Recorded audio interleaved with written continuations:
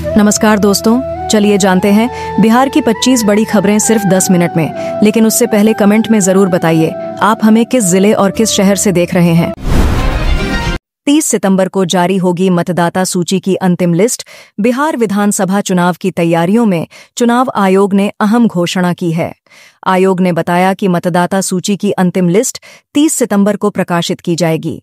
इसके बाद सभी पात्र मतदाता आगामी विधानसभा चुनाव में अपने मताधिकार का प्रयोग कर सकेंगे। सूत्रों के मुताबिक अंतिम सूची जारी होने के तुरंत बाद चुनाव की तारीखों का ऐलान भी संभव है। आयोग का कहना है कि मतदाता सूची पूरी तरह पारदर्शी और त्रुटि रहित बनाने के लिए हर स्तर पर विशेष सतर्कता बरती जा रही है। नीतीश ने 1300 शहरी विकास परियोजनाओं का उद्घाटन किया। मुख्यमंत्री नीतीश कुमार ने बिहार में 1300 शहरी विकास परियोजनाओं का उद्घाटन किया। 33 जिलों में 77 करोड़ रुपए की लागत से सड़क, जलापूर्ति और सीवरेज परियोजनाओं का काम शुरू हुआ है।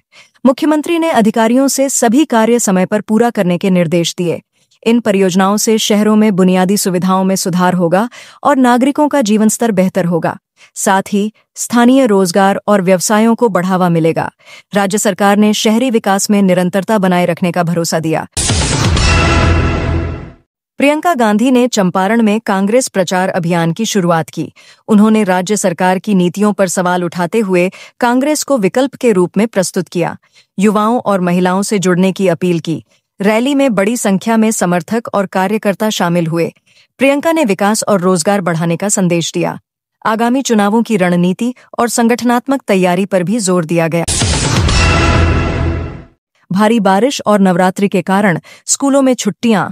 शिक्षा विभाग ने भारी बारिश और नवरात्रि त्योहार को देखते हुए स्कूलों में छुट्टियों की घोषणा की। छात्रों को घर पर रहने और ऑनलाइन कक्षाओं में शामिल होने की सलाह दी गई है। सभी स्कूलों में सफाई और सुरक्षा सुनिश्चित करने के निर्देश दिए गए हैं। माता-पिता से बच्चों की देखभाल करने की अपील की गई। छुट्टियों से शिक्षकों और छात्रों को राहत मिलेगी और शिक्षा विभाग ने सभी स्कूलों को आवश्यक दिशा निर्देश भी दिए। पटना में कांग्रेस रैली 24 सितंबर को आयोजित होगी। पटना में कांग्रेस पार्टी की बड़ी रैली 24 सितंबर को आयोजित होगी। रैली में सोनिया गांधी और मल्लिकार्जुन खड़गे शामिल होंगे। आगामी चुनावों की रणनीति पर चर्चा होगी। पार्टी ने सफल रैली के लिए व्यापक प्रचार अभियान चलाया है। सुरक्षा के कड़े इंतजाम किए गए हैं। कार्यकर्ताओं ने पूरी तैयारी कर ली है। रैली का उद्देश्य राजनीतिक संदेश जनता तक पहुंचाना है और समर्थन बढ़ाना है। बिहार में 2627 एकड़ भूमि पर औद्योगिक विस्तार। बिहार सरकार ने राज्य में औद्योगिक विकास को बढ़ावा देने के लिए बड़ा कदम उठाया है। 26 जिलों में कुल 2627 एकड़ भूमि पर औद्योगिक क्षेत्र विकसित किए जाएंगे। इस परियोजना से हजारों युवाओं को रोजगार मिलने की संभावना है और निवेश को भी बढ़ावा मिलेगा। सरकार का लक्ष्य है कि नए उद्योगों के माध्यम से स्थानीय अर्थव्यवस्था मजबूत हो और बिहार विकास की नई ऊंचाइयों को छुए। सुल्तानगंज से देवघर तक नई रेलवे लाइन को मंजूरी। बिहार के सुल्तानगंज और देवघर के बीच 59 किलोमीटर लंबी नई रेलवे लाइन की स्वीकृति मिल गई है। इस परियोजना पर करीब 290 करोड़ रुपए खर्च होंगे। रेलवे लाइन शुरू होने से दोनों शहरों के बीच यातायात और कनेक्टिविटी बेहतर होगी।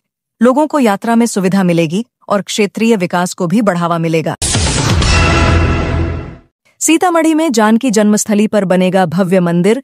बिहार के सीतामढ़ी जिले के पुनौरा धाम में मां जानकी की जन्मस्थली पर 882 करोड़ की लागत से भव्य मंदिर और तीर्थ यात्रा मार्ग का निर्माण किया जाएगा। इस परियोजना से धार्मिक पर्यटन को नई दिशा मिलेगी और श्रद्धालुओं को बेहतर सुविधाएं मिलेंगी। सरकार का मानना है कि मंदिर निर्माण से स्थानीय अर्थव्यवस्था को भी मजबूती और रोजगार के अवसर मिलेंगे। छेड़खानी के आरोप में 2 युवकों का जुलूस निकाला। बिहार के पूर्णिया जिले में लड़की से छेड़खानी के आरोप में ग्रामीणों ने 2 युवकों को पकड़कर सजा दी। भीड़ ने दोनों का सिर मुंडवाकर जूते चप्पल की माला पहनाई, चेहरों पर कालिख पोती और अर्धनग्न कर पूरे गांव में जुलूस निकाला। घटना भोकाहरा गांव की है। इस दौरान मौके पर बने वीडियो भी सोशल मीडिया पर सामने आए हैं। फिलहाल पुलिस मामले की जांच में जुटी है। दरभंगा में दहेज हत्या, नेपाल की महिला की मौत। दरभंगा से बड़ी खबर सामने आई है, जहां नेपाल के जनकपुर की रहने वाली एक विवाहिता की दहेज के लिए हत्या कर दी गई। मृतका के पिता ने आरोप लगाया है कि दामाद ने बेटी के सिर पर लोहे की रॉड और गर्दन पर चाकू से कई वार किए। गंभीर रूप से घायल महिला की इलाज के दौरान अस्पताल में मौत हो गई।